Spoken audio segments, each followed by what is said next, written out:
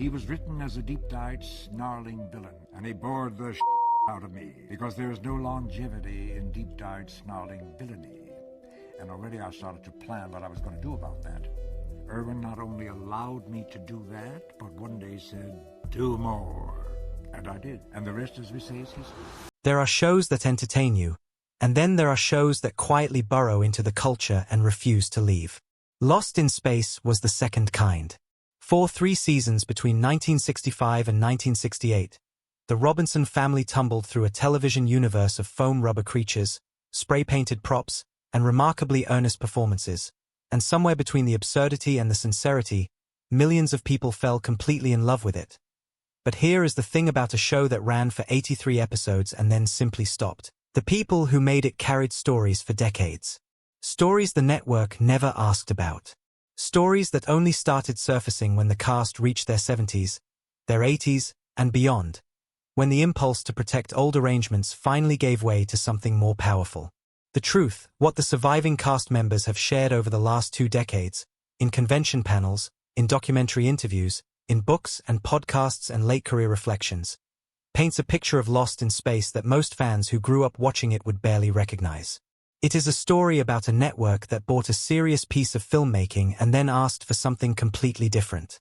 It is a story about an actor who rewrote himself into the center of a show that was never designed to hold him. It is a story about the people who got pushed to the margins, about the people who endured genuine suffering behind a costume nobody could see into, and about a group of human beings who, against every expectation of show business, remained loyal to one another for 60 years. The fans knew the robot. They knew Dr. Smith. They knew the catchphrases and the cliffhanger and the alien of the week. What they did not know was everything else. Before the robot waved its accordion arms for the first time, before Jonathan Harris had uttered a single melodramatic syllable, Irwin Allen made something genuinely impressive. In late 1964, he produced a 60-minute pilot film called No Place to Hide on a budget that made network executives nervous just reading the invoice. It remains one of the most expensive television pilots of its era, and by any honest assessment, it is also one of the most accomplished. The story was stripped clean of everything that would eventually define the series. No villain. No comic relief. No mechanical companion. Just a family of exceptional people. Both parents held doctoral degrees. The children were intellectual prodigies, launched toward Alpha Centauri, knocked off course by a meteor storm, and forced to survive on an alien world using nothing but intelligence and cooperation. It played less like a television pilot and more like a compressed feature film. One scene had young Will Robinson sitting by a campfire singing a traditional folk melody. The tone was quiet, serious, and genuinely cinematic. When CBS executives screened it, they responded with enthusiasm and a list of changes that functionally dismantled it. They wanted a recurring antagonist who could generate friction every week. They wanted a mechanical character. Audiences, they believed, responded to robots. They wanted the pacing accelerated and the tone lightened. Allen argued for his vision and lost in the ways that mattered. The serious pilot was locked away. Approximately 80% of its footage was eventually cut apart and inserted into the early episodes of Season 1, with the newly created Dr. Smith and the robot conveniently written as having remained behind at the ship during each sequence, a retroactive explanation for why they were absent from footage that predated their existence by nearly a year. The show that premiered on September 15, 1965 was not the show Irwin Allen had tried to make. Whether it was a better show is a conversation fans have been having ever since. What is not a conversation is whether the people involved knew what had been lost. They did. The creation of Dr. Zachary Smith is one of the most remarkable acts of individual professional self-preservation in the history of American television. To understand what Harris did, you have to understand what he was hired to do, which was essentially to be disposed of.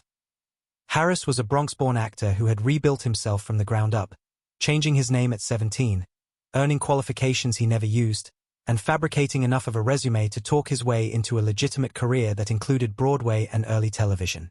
By the time Irwin Allen offered him the Smith role, Harris understood the mathematics of the part immediately. A cold-blooded saboteur designed to menace the family for 5 episodes and then exit the story is not a career. It is a placeholder. So Harris began rewriting. Not loudly, not confrontationally.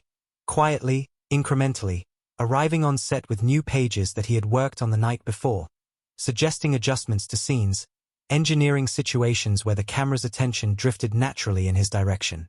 The cowardice, the hypochondria, the endless wailing about a back injury that never seemed to impair him when running away from danger. None of it existed in the original scripts. Harris invented it, refined it, and embedded it so thoroughly into the show's DNA that by the time producer Irwin Allen registered what had happened, 500 fan letters per month were arriving addressed specifically to Dr. Smith. Allen had no practical option but to celebrate the thing he had not chosen. He later acknowledged openly that Smith had not been created as a comedy character, but that Harris had effectively dictated the direction the character took. What Allen said in public and what he managed in private were somewhat different matters, because the actor who was supposed to be the show's hero was watching his entire role evaporate, and there was nothing either of them could do about it. Harris would go on to negotiate what was reportedly the first special guest star billing in American network television history, applied to every single one of the show's 83 episodes.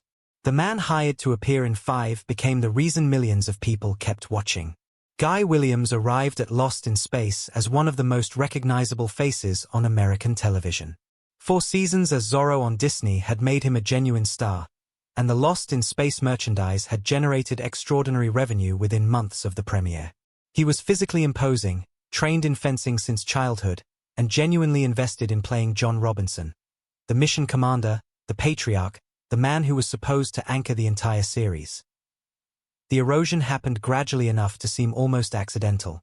In the first season, Williams' screen time began contracting as the Smith storylines expanded. By the second season, it was a pattern. By the third, it was simply what the show had become. Williams appeared, delivered a small number of lines, and stood in the background while Harris and the child actors and the robot carried the narrative forward. The people who were there described the atmosphere without sentimentality. Mark Goddard, who played pilot Don West, said directly that the show's shift toward the Smith and robot dynamic created real tension, particularly for Williams.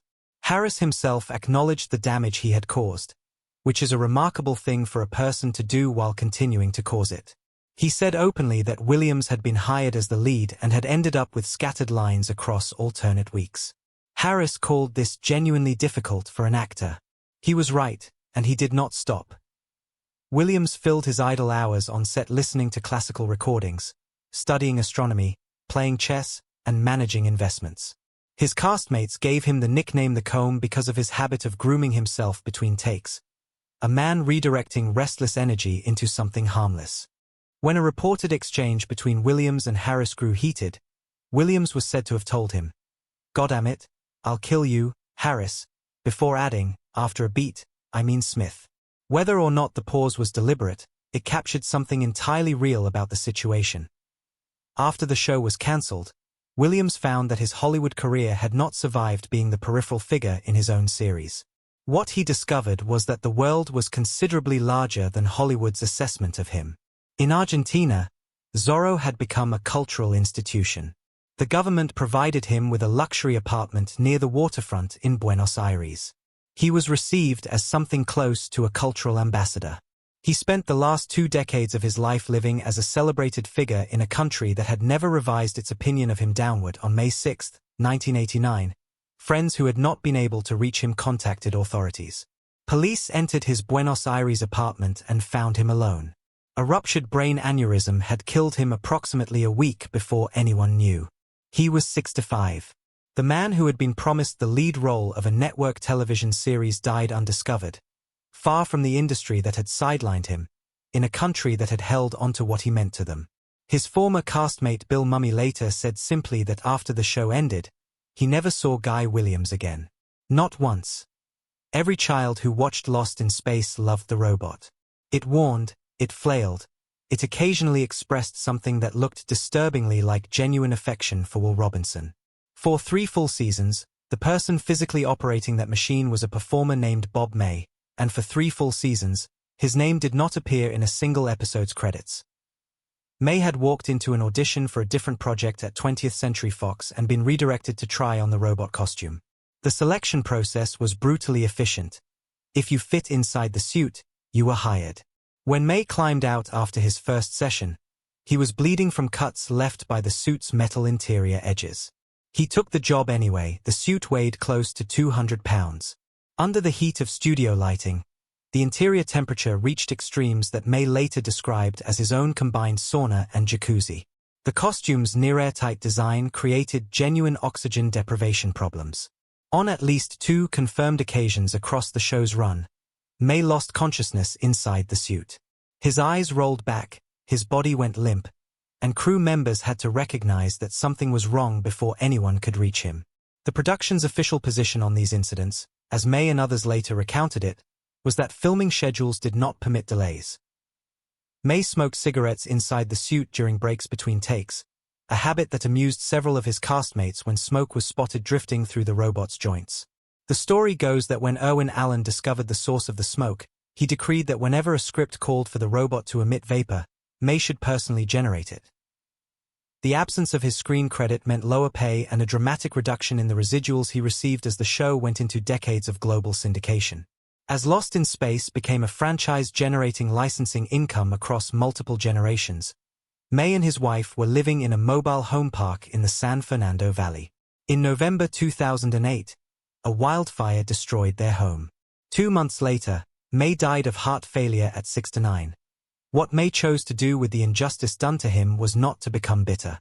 He became one of the most beloved figures on the science fiction convention circuit, staying at signing tables until every person who wanted a moment with him had received one.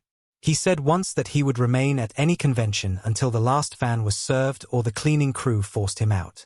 The man who had been made invisible by the industry that profited from him made a point of ensuring that no fan ever felt invisible in front of him.